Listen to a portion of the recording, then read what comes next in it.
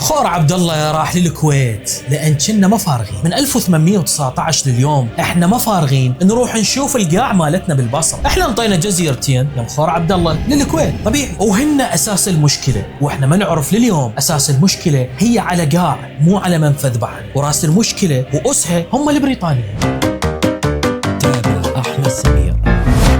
مرحبا بك، كان احمد سمير وهذا برنامج تابع. اذا اول مره كنت اشوف جزيرتين تقطع البصره عن الخليج، فعدنا بس الفاو توصل للخليج، شكلها بالخريطه يشبه اللسان ولهذا سميناها خور يعني لسان. الجزيرتين الواقفات بوجهنا وقاطعات علينا هن بوبيان وورب، جزر ما بيها ناس، تابعات الولايه البصره من ايام العباسيين. سنه 1700 صارت الكويت اماره شبه مستقله عن العثمانيين اللي كانوا محتلين وواصلين للبصره. العثمانيين مو وصلوا للكويت لأن الناس هناك عايشين على الصيد، صيد السمك، هاي طبعا كلها قبل اكتشاف النفط، ومتفقين الكويتيين بيناتهم انه صباح بن جابر اميرهم وعايشين. البريطانيين بهالوقت كانوا حاطين عينهم على المنطقة خصوصا جزر الخليج لأن عندهم طريقهم الذهبي جاي من مستعمرة الهند، ويردون محط رجل هنا قريب من العثمانيين. أبو الكويت ب 1800 وقع اتفاقية سرية بالهند ويا بريطانيا أنه يحموا مقابل أن الكويت ما تتفق ويا أي دولة إلا بموافقة بريطانيا.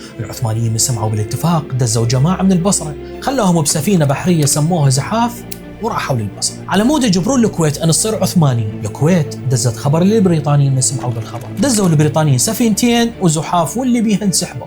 هنا الكويت صارت رسمي تحت الحماية البريطانية، بس إداريا بعدها تابعة للبصرة. العثمانيين يسكتون ويعوفون الكويت تروح منهم، وشوية شوية البريطانيين يزحفون للبصرة؟ أكيد لا.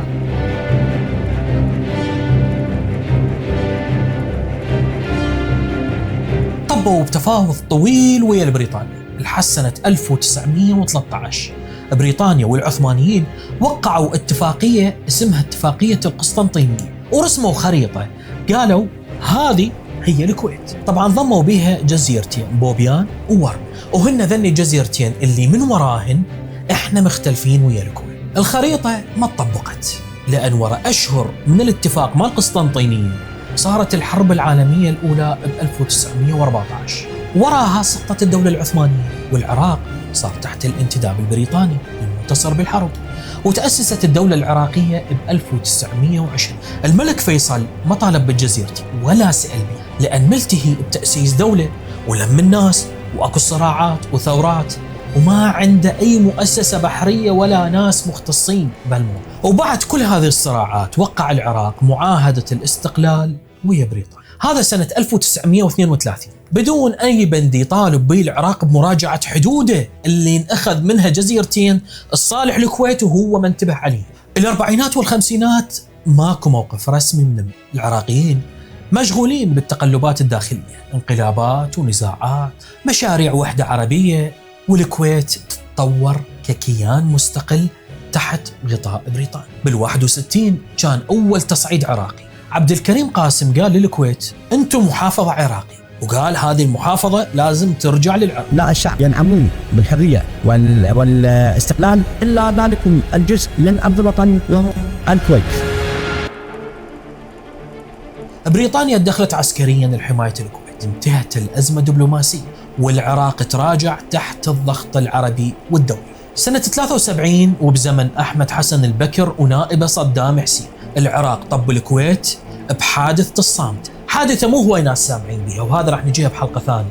هي عبارة عن نقطة حدودية كويتية بعمق 3 كيلومتر داخل الحدود الكويتية. العراق أخذها ورفع العلم العراقي عليه. الكويت طلبت دعم عسكري من دول الخليج، الضغط الدبلوماسي خلى العراق ينسحب. بعد أحداث 90 والغزو اللي صار بيه 3 سنوات ترسمت الحدود العراقية الكويتية بشكل رسمي وبقرار مجلس الأمن 833 اللي أجبر العراق بدون نقاش أو رأي أنه ينطي جزيرتين رسميا للكويت، وينقسم خور عبد الله إلى جزئين، جزء شمالي من جهة الفاول هذا كل العراق، وجزء جنوبي من جهة جزيرة بوبيان ووربة، الجزيرتين اللي انأخذت بالبداية مثل ما قلنا لكم هذه تروح للكويت. ولا صدام قدر وراها يطالب الأمم المتحدة بمراجعة القرار، ولا بعد 2003 أي حكومة عراقية جتي قدمت اعتراض رسمي أو طعن بقرار 833.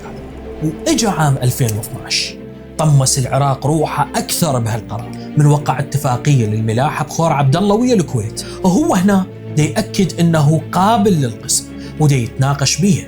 الكويت عندها حدود 325 كيلو متر، هذه كلها مطلة على الخليج، هاي طبعا بدون حدودها ويا خور عبد الله، وعندها بدل الميناء 4 موانئ بعيدة عن الحدود العراقية وهم بالخليج. بس دا تبني ميناء مبارك على جزيرة بوبيان وقبال خور عبد الله حتى تقاسم العراق ممر الوحيد وتصير البوابة العليا الخروج ودخول السفن.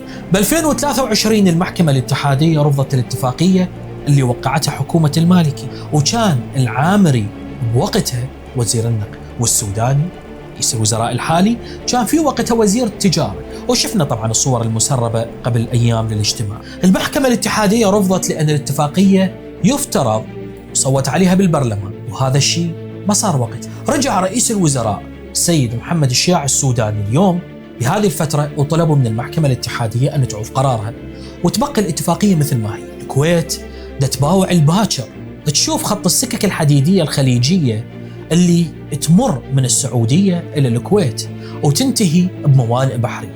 تريد أن يكون ميناء مبارك الكبير هو نقطة النهاية له، مو ميناء انقصر العراق. إذا مشت الاتفاقية والعراق ما اعترض، الكويت هنا تصير البوابة البحرية الخليجية والعراق يصير معزول تابع لبوابة الكويت البحر. هسه عرفت وصلت القاع الضايعة شنو إجانا من وراها. بالختام أنا أحمد سمير وهذا تابع.